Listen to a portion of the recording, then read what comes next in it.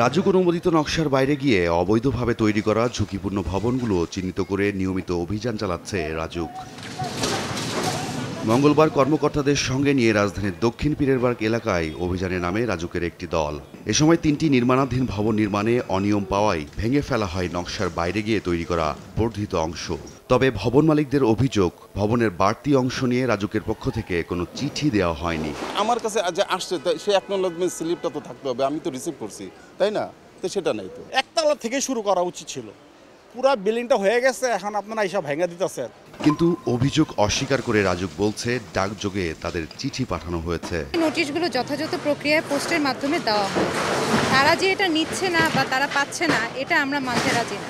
নানা রকমের আমলাতান্ত্রিক জটিলতার জন্য আমাদের দেরি হয়ে যায়। এই জন্য এখন আমাদের নতুন নিয়ম হয়েছে যে আমরা চিঠি ইস্যু করব না, সরাসরি এখন আমার মোবাইল কোর্টের মাধ্যমে ব্যবস্থা নেওয়া হবে।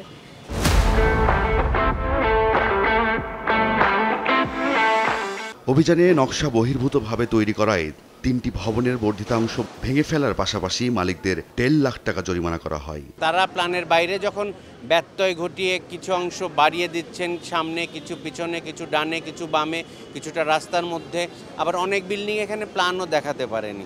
তো সুতরাং এই অপরাধগুলো আমাদের ইমারত নির্মাণ আইন অনুসারে অপরাধ। অবৈধভাবে এবং ঝুঁকিপূর্ণ ভবন চিহ্নিত করে অভিযান চলমান থাকবে বলে জানিয়েছে রাজুক। রাইদুল ইসলাম শুভ, সময় সংবাদ, ঢাকা।